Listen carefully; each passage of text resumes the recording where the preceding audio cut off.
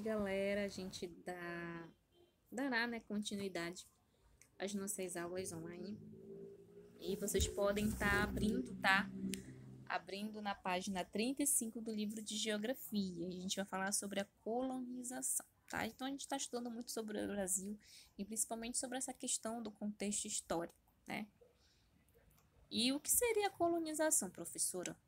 Olha, pelo que a gente já está vendo, né? A colonização ela foi um processo pelo qual os seres humanos, no caso os colonizadores, né, os denominados colonizadores, eles ocuparam novos territórios pelo mundo, tá? Eles conquistavam esses territórios. E o objetivo dessa conquista desses territórios era o quê? Era a habitação, né? Ou mesmo a exploração o quê? De recursos. Dependendo dos territórios conquistados, e principalmente da observação de cada um, eles extraíam, exploravam determinados recursos para comercializar e lucrar. Até que, nesse processo de colonização, encontraram o Brasil. Tá? O Brasil ele foi colonizado e depois dessa colonização se tornou o quê? Colônia. No caso, uma colônia de habitação ou de exploração? De exploração, tá? Olha aí. Em 1532, Marte Afonso de Souza deu início à colonização na América Portuguesa, tá? Então ele foi o primeiro nessa questão de expedição, né? De busca de novos territórios, ele encontrou a América Portuguesa, criando a Vila de São Vicente no atual estado de São Paulo. Então, o primeiro território conquistado aqui no Brasil, né, foi São Paulo, que anteriormente era a Vila São Vicente. E o açúcar, tá, gente? O açúcar foi muito importante nesse período porque ele foi o primeiro produto, né, plantado em vários pontos do litoral brasileiro, principalmente, mas foi no Nordeste que ele mais se desenvolveu. Mas por que no Nordeste? Devido às condições climáticas, tá? As condições climáticas também que foram muito importantes. E outra coisa também importante é a questão da fertilidade do solo também, isso era muito importante, tá? Então, o açúcar ele foi o primeiro produto, tá? Plantado e comercializado no Brasil, um dos primeiros. Vamos só tomar isso, tá? Então, no século XVII, os portugueses de São Paulo formaram expedições com o objetivo de aprisionar indígenas para trabalhar em suas lavouras e para serem vendidos para outras regiões. Como a gente já sabe, né? Nos capítulos anteriores e nas aulas anteriores, a gente sempre vem ressaltando, né, essa questão, tá? Como eles chegaram, eles sabiam que os indígenas eram conhecedores desses territórios, porque quando eles chegaram, os indígenas já eram moradores, tá? Então eles precisaram o quê? Eles precisavam conquistar a mão de obra indígena para trabalhar nessas lavouras e posteriormente para serem vendidos para outras regiões também. E no século XVIII, os paulistas, né, conhecidos posteriormente como bandeirantes, descobriram ouro na região do atual estado de Minas Gerais. Uma coisa importante, não sei se vocês já ouviram sobre essa palavra aqui, bandeirantes, tá?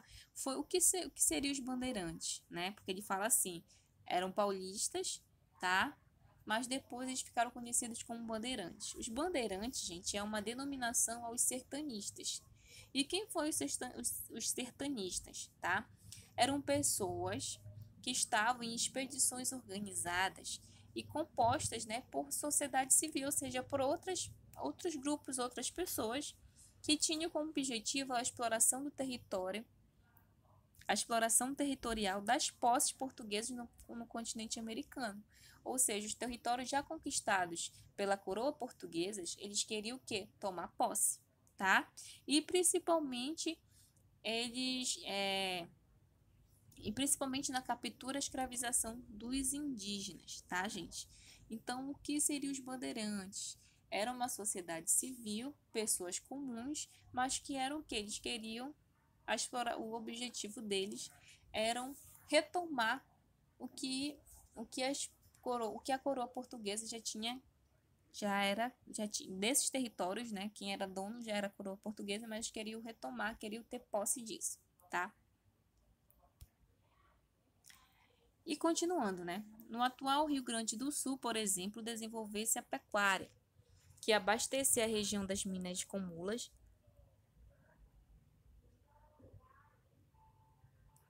usadas como meio de transporte, e com charque ou carne seca.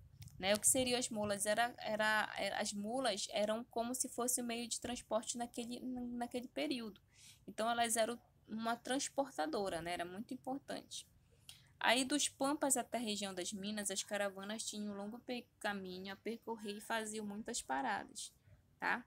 Então, eram vários pontos importantes desse processo de colonização, tá? Então, foi muito importante isso.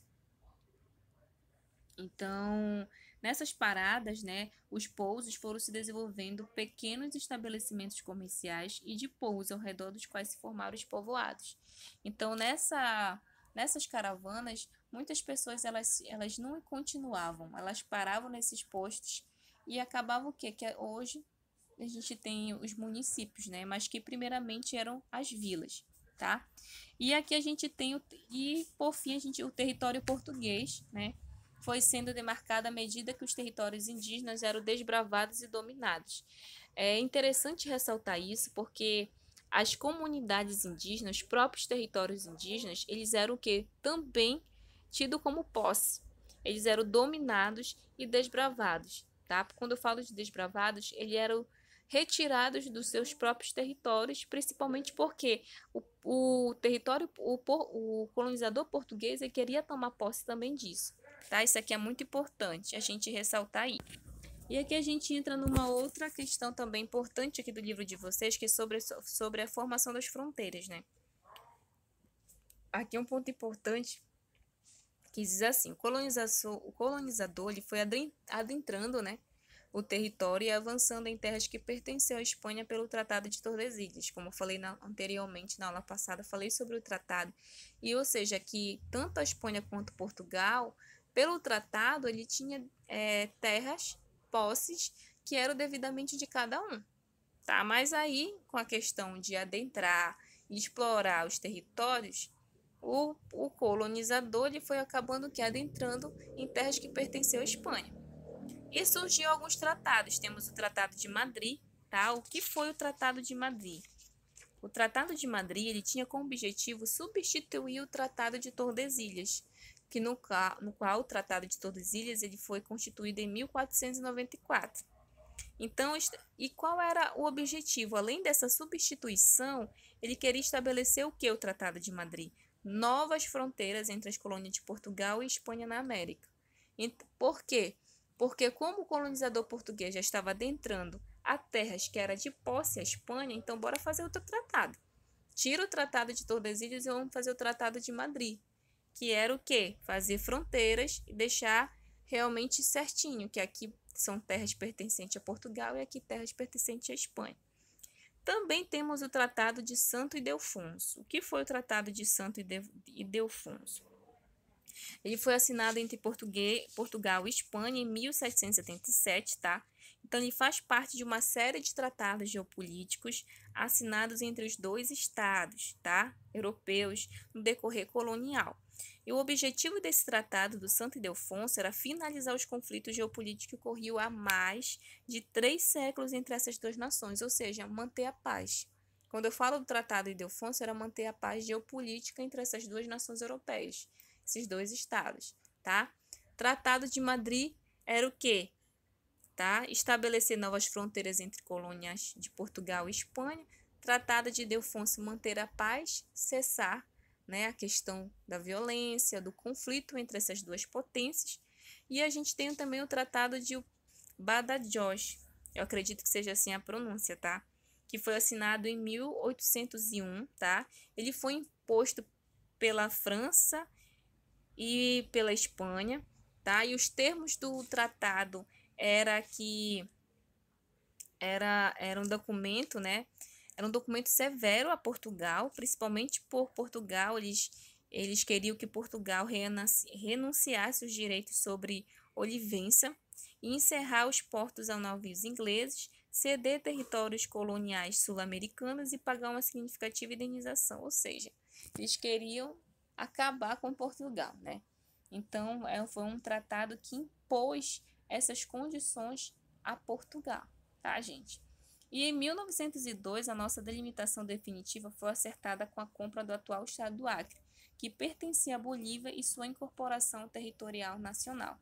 Então, só a partir de 1902 que a gente teve uma certa delimitação realmente do Brasil, tá, gente? Isso é importante também destacar aqui para vocês. Aqui, só para vocês terem noção, gente, como tudo aconteceu, né? A questão aqui no primeiro mapa, como a gente pode ver, a gente tem aqui as capitanias hereditárias, aí a questão, conforme foi adentrando os territórios conquistados, também outro aqui, olha o Grão-Pará, que antigamente, olha, que era Pará e Maranhão, tá? Isso a gente vê muito em estudos amazônicos. Olha aqui também, já foram adentrando, os nomes já foram sendo modificados. Em 1943, a gente não tinha ainda Rio Branco, Acre. A gente não tinha, olha, Acre e Rio Branco. A partir do momento, em 1990, o Brasil já está totalmente constituído e com as delimitações das fronteiras, tá? E quem é o Brasil, né? O que é o Brasil hoje? Então, todas as pessoas e o conjunto de suas ações têm construído a identidade do que hoje consideramos o povo brasileiro, ou seja, um país miscigenado, diverso, tá? Que tem uma diversidade tão grande, não só cultural, mas étnica também, que é muito importante. Cariocas, paulistas, mineiros, gaúchos, paraenses, baianos ou pernambucanos, cada um com seu jeito de ser, de trabalhar, de viver. São todos brasileiros. Partilham de um único território, falam a mesma língua, têm costumes, crenças e valores muito próximos. Próximos, mas não iguais, e sim diferentes, tá?